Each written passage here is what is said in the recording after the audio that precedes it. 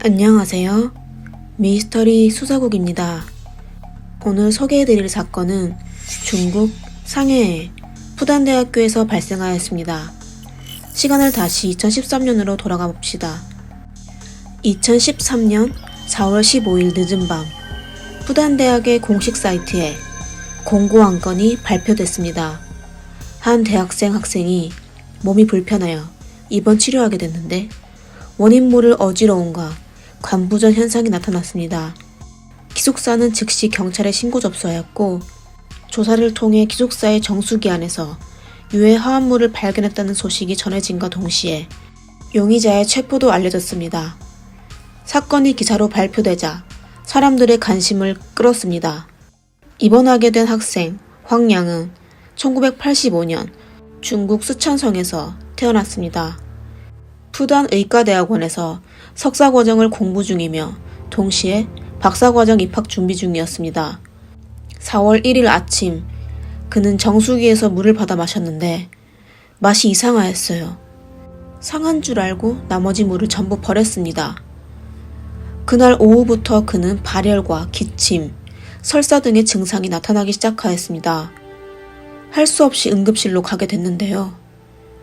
의사는 위장염으로 오진하여 수액치료만 받게 되었습니다.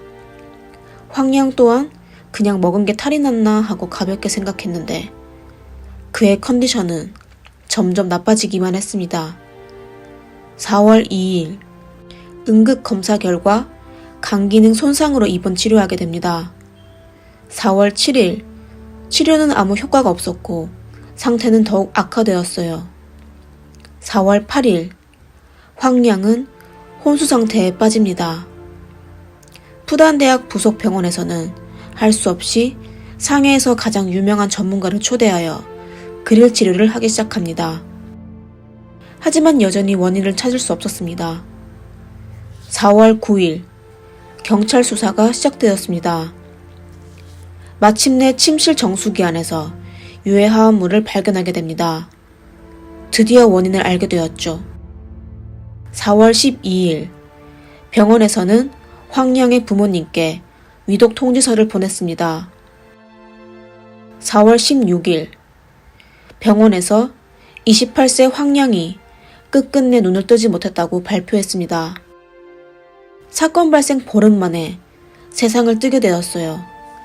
황양의 가족과 친구들은 슬픔에 빠져 어찌할 바를 몰랐습니다. 그의 죽음은 가족들에겐 큰 재난이었어요. 그리고 푸단대학교도 인재를 잃게 된 것이죠. 학생들은 자발적으로 그를 애도하는 동시에 여론과 사회적 관심 또한 어마어마했습니다. 푸단대학은 소규모 기자회견을 열어 관련 상황을 공개하였어요. 정수기 안에 유해 화합 물질, 그리고 체포된 용의자, 단순 해프닝이 아닌 형사사건이었습니다. 철저히 관리해야 할 유해 화합 물질이 왜 학생의 기숙사에 나타났을까요? 용의자는 누구일까요? 황양에 대해 어떤 징후로 그런 짓을 하게 됐을까요? 다이메틸 나이트로사민은 흐린 노란색 액체로 물이나 유기용매에 잘 녹으며 알킬 화재의 하나로 간, 신장 등 소화기 종양을 유발시키는 강력한 발암물질입니다. 푸단대학 의학 논문의 관련 자료에 화합물에 대한 연구 결과가 상세하게 기재되었습니다. 논문의 저자는 바로 황양의 룸메이트 임사모였습니다. 확보된 증거에 경찰은 임사모를 유일한 용의자로 지목하였습니다. 4월 11일 임사모는 경찰서로 가서 조사받았습니다. 그가 용의자로 지목됐다는 소식을 들은 그의 지인들은 경찰이 무언가 잘못 알고 있는 게 아닌가 싶었습니다. 그는 성적이 좋았을 뿐만 아니라 성품이 올곧고 모두에게 친절하기로 유명하였는데 어떻게 이렇게 악독한 짓을 저지를 수 있을까 말입니다. 그리고 임사모는 연초부터 취업 자리가 정해졌을 만큼 앞날이 창창한 청년이었습니다. 굳이 범죄를 저지를 이유가 없었죠. 황양의 가족은 병원에 도착하고 임사모를 마주쳤습니다. 황씨 아버지는 상해에 도착했을 때 머무를 곳이 없어 임사모와 기숙사에서 같이 잔 적도 있고 황량을 극진히 간호하기도 했죠. 둘의 사이는 아주 좋아 보였어요. 황량의 상태가 악화되자 간이식 수술을 할 수도 있다며 가족들에게 희망을 주기도 했었죠. 기숙사에서 2년간 같이 살았고 입원하는 동안 신경 써준 룸메이트가 이렇게 악독한 짓을 일으킨 용의자라고요? 이어 경찰은 바로 임사모가 범인이라고 자백한 사실을 발표하였습니다. 4월 25일 경찰은 정식으로 임사모를 체포하였어요. 사회가 떠들썩하였습니다. 사건과 관련된 사실이 발표되기 전 사람들은 추측을 멈추지 않았어요. 두 사람은 서로 라이벌 관계로 임사모가 질투해서 이런 짓을 한 게 아닌가 했습니다. 하지만 추측이 어긋났다는 걸 알리려는 듯이 둘은 한 기숙사를 공유하고 있지만 같은 전공은 아니라는 점이 알려졌습니다. 경찰이 그의 동기를 발표하자 사람들은 더욱 납득하기 어려웠죠. 임사모는 만우절 장난이라며 그냥 놀리려고 모든 일을 계획한 것이라고 밝혔습니다. 2013년 3월 31일 CCTV를 통해 그가 그날 오후 하는 짓을 볼 수 있었습니다.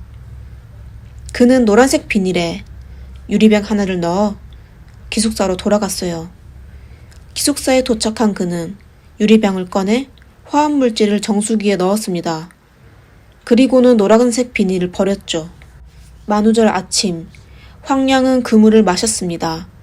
황량이 15일 이후 세상 떠날 때까지 임사모는 진실을 얘기하지 않았어요. 경찰이 그를 용의자로 지목하고서야 농담이었다고 밝혔습니다. 하지만 이게 진짜 장난이었을까요? 둘의 사이는 도대체 어땠을까요? 임사모와 황량의 가정 환경은 모두 평범하였습니다. 황량은 1985년 중국 쓰촨성에서 태어난 외동아들이었어요. 대학 시절 돈 때문에 집으로 손을 벌린 적이 없었어요. 학비와 생활비는 전부 학자금 대출과 아르바이트를 통하여 해결하였어요. 성격이 열정적이고 밝아서 어디에 가든 사람들과 잘 어울렸어요. 사건 발생 시 그는 박사과정 1차 입학 필기시험에서 1등을 하였습니다. 임사모는 1986년 중국 광둥성의 한 가정의 5형제 중 셋째로 태어난 장남이었습니다. 성적은 항상 상위권이었어요. 2010년 푸단 의과의 대학원에서 석사과정을 공부하였습니다. 그의 성격은 차분하고 농구를 좋아했었어요. 평소에도 알바비의 일부분을 동생들의 학비에 보탰었습니다. 각각 다른 도시에서 다르게 자란 둘이 푸단 대학에서 만나게 되어 갈모 씨와 같이 셋은 룸메이트가 됐습니다. 침실 입구 좌측 침대는 비어 있었어요. 침대 밑에는 테이블 하나가 있었고 위에는 정수기가 있었죠. 갈모 씨는 집이 가까워 기숙사에서 거의 거주하지 않았고 셋의 관계 또한 원만했어요. 임사모와 황량의 가정은 전부 부유한 가정은 아니었지만 성격은 완전히 달랐어요. 임사모는 승부욕이 강하며 예민하고 잘 웃지 않았어요. 반대로 황량은 직설적인 성격이며 가끔 상대방의 감정을 고려하지 않고 장난을 치곤 하였죠. 남한테서 얻는 걸 원하지 않았지만 손해도 보지 않았죠. 예를 들어 수도요금과 전기요금은 모두 더치페이였습니다. 갈모 씨는 작은 냉장고를 뒀었는데 황량은 그에게 전기료가 많이 나간다고 갈모 씨에게 매달 전기요금을 추가로 받아야겠다고 직설적으로 얘기하였어요. 황량은 친구들과 농담하기를 좋아했는데요. 그들은 황량이 치는 장난을 진지하게 받아들이지 않고 맞받아치곤 했었죠. 하지만 임상호는 항상 냉담한 반응이었습니다. 2013년 2월 둘은 정수기 문제로 다투게 되었어요. 임사모는 자신이 물을 별로 마시지 않아 똑같은 비용을 부담하는 건 불공평하다고 했습니다. 둘은 점점 언성을 높이게 되었어요. 최종 결과 임사모가 따로 물을 구매하기로 했습니다. 이 일로부터 둘은 서로 미워하며 교류도 별로 하지 않았어요. 임사모는 심지어 황량의 SNS도 삭제하였습니다. 둘의 갈등은 이것뿐이었어요. 하지만 이게 비극으로 발전하게 된다니 사람들을 놀라게 했죠. 임사모의 속마음은 아무도 모르고 있었어요. 조사 과정에서 피해자 황량의 하구와 친구들은 공동으로 법원으로 편지를 보냈는데요. 임사모의 사형 선고를 요구하였습니다. 2013년 11월 27일 1심이 개정하게 됐습니다. 임사모도 범죄를 저지르는 이유를 진술하였습니다. 둘 사이에는 확실히 불쾌한 일이 있었어요. 황량은 임사모가 재미없다고 생각했고 임사모는 황량이 거만하다고 생각하였습니다. 점점 둘은 상대방의 호흡마저 거슬리게 됐습니다. 사건 발생 이틀 전 3월 30일 저녁 둘은 다른 기숙사의 친구들과 수다를 떨고 있었어요. 황량은 만우절날 다른 친구들을 놀릴 생각에 들떠 있었죠. 임사모는 의기양양한 황량을 바라보며 장난을 계획합니다. 다른 사람이 이 화합물을 사용하여 사람들을 놀린 적이 있다고 하자 임사모도 똑같은 수법으로 황량을 놀리려고 했습니다. 그는 정수기에 화합물질을 섞은 후 상대방이 마시지는 않을 거라고 생각했습니다. 물에는 특이한 냄새가 있고 노란색 기름 같은 물질이어서 한눈에 알아볼 수 있기 때문이었죠. 그는 저녁 내내 투약한 것만 생각하고 있었어요. 이튿날 아침 8시 임사모는 황량이 물을 받는 걸 지켜보고 있었습니다.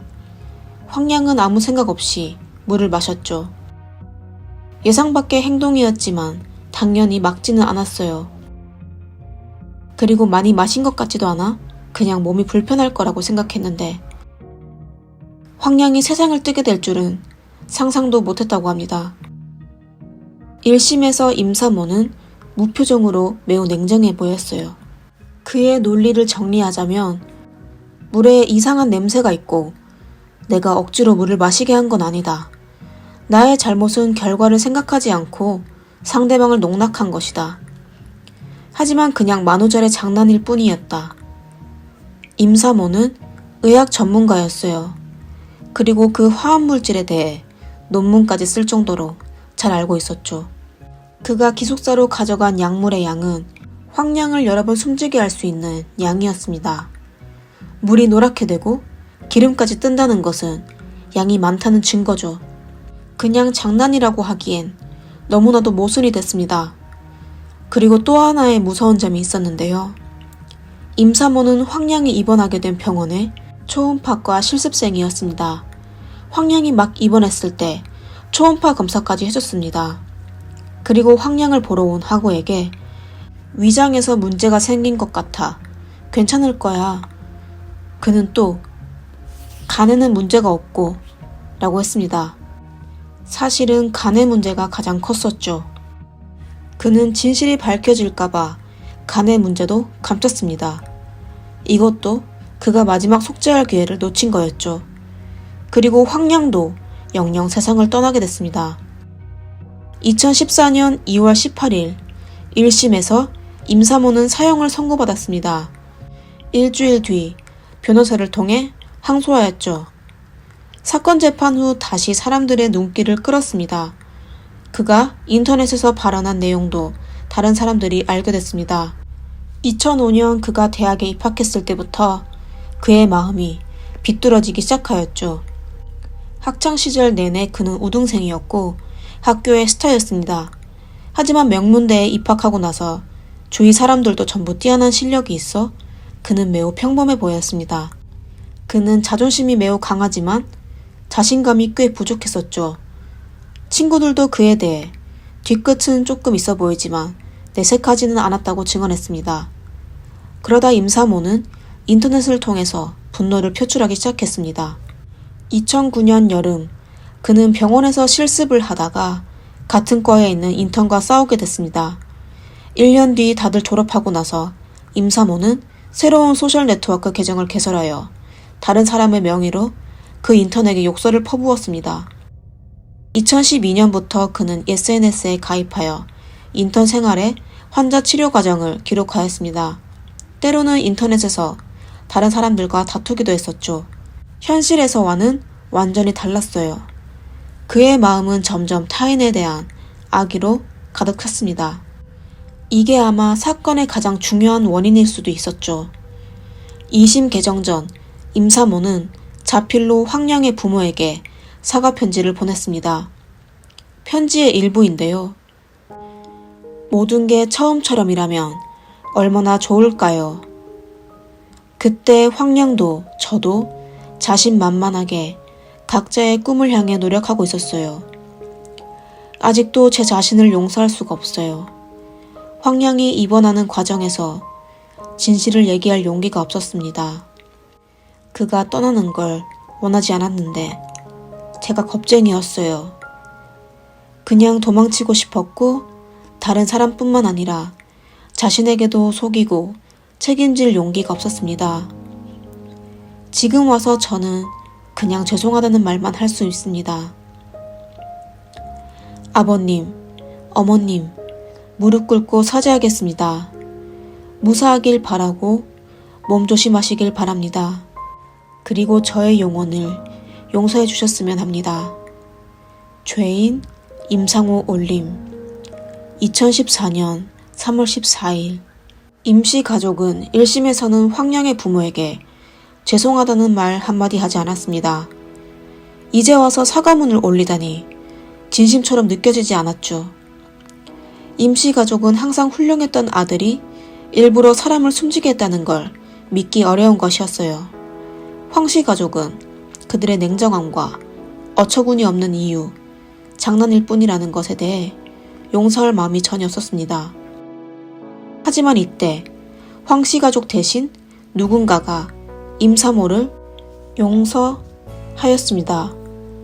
2014년 3월 31일 177명의 푸단대학 학생이 자발적으로 임사모 화구에 대한 극형을 선고하지 말 것을 요청함에 서명하여 상해시 최고인민법원으로 보냈습니다.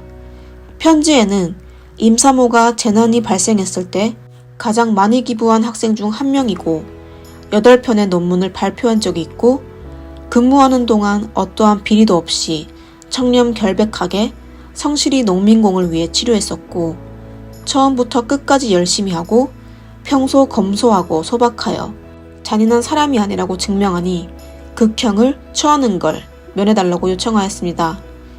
177명의 서명이 대부분 사람의 생각이라고 여겼지만 그들은 임사모의 동창들이었습니다.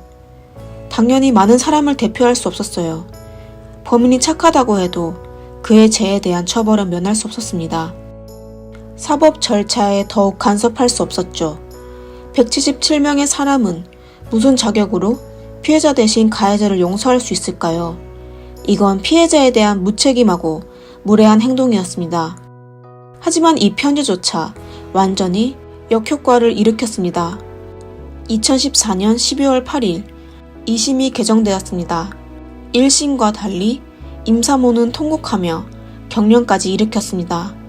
판사가 감정을 통제하라고 여러 번의 경고하기까지 했었죠. 그는 1심에서 진술한 내용을 뒤집고 아주 적은 양의 화합물을 투입하였다고 진술하였습니다. 정수기에 넣은 후 희석까지 했다고. 본인의 임상 연구에 의하면 희석 후의 물은 사람이 마셔도 조금 불편한 정도지 목숨까지 잃지는 않을 거라고 하며 그냥 그가 어떻게 대항하는지 지켜보고 있었다고 했습니다. 새로 고용한 2명의 변호인은 임사모의 투약이 황량이 숨진 것과 직접적인 관계는 없으며 황량은 급성 비형 감염 때문에 세상을 뜬 것이라고 진술하였습니다. 변호인은 논리적이고 전문적인 면에서 변호하였습니다. 변호인과 검사 측에서는 임사모의 범행에 대해 아주 긴 시간을 변론하였어요. 재판은 오전 10시부터 저녁 11시까지 총 13시간을 걸쳐 최종으로 항소를 기각하고 원심을 유지하게 됐습니다. 임사모의 아버지는 이 사실을 믿기 힘들었습니다. 그의 아들은 편지에서 자신이 확실히 황량의 물에 투약하였고 인정할 수밖에 없고 인정해야만 한다고 적었습니다. 2015년 12월 11일 임사모의 사형이 집행되었습니다. 그 후 황량의 가족은 푸단대학과 관련 기관에 실험실 관리부실로 인해 화합물을 쉽게 뺄 수 있는 점에 대해 민사소송을 하였습니다. 임사모는 자신의 이면성을 잘 알고 있습니다. 그가 사용했던 노트를 통해서도 알 수 있습니다. 노트의 오른쪽에는 의학 이론이 가득 적혀 있고 왼쪽에는 각종 명언과 격언, 인생의 깨달음과 관련한 문장이 적혀 있었습니다. 이런 방식으로 본인의 대인관계를 바꿔보려고 노력하였지만 아름다운 희망과 달리 실제로는 다른 극단으로 향하고 있었어요. 이익관계는 없지만 사소한 분쟁으로 사람을 해친 건 약물이 아니라 사람의 뒤틀린 마음이었습니다. 사건은 임사모에 대한 사형 집행으로 끝나게 됐지만 이 사건의 승자는 없었습니다. 두 젊은이는 전부 나라의 기둥이라고 할 수 있었어요. 하지만 누구도 자신의 창창한 앞날을 만져보지 못했습니다. 서로 다른 방식과 모습으로 세상을 떠나게 됐습니다. 두 가족도 이미 산산조각이 됐을 겁니다. 황씨 가족은 외동아들을 잃게 되고 임씨 가족은 장남을 잃게 되었습니다. 다른 사람을 해치는 건 자기 자신을 망치는 지름길입니다. 생명을 중시하고 행동하기 전에 생각부터 먼저 하시길 바랍니다. 오늘의 영상은 여기까지입니다. 영상을 재미있게 보셨다면 좋아요와 구독 부탁드리겠습니다. 미스터리 수사국입니다. 다음 영상에서 뵙겠습니다. 감사합니다.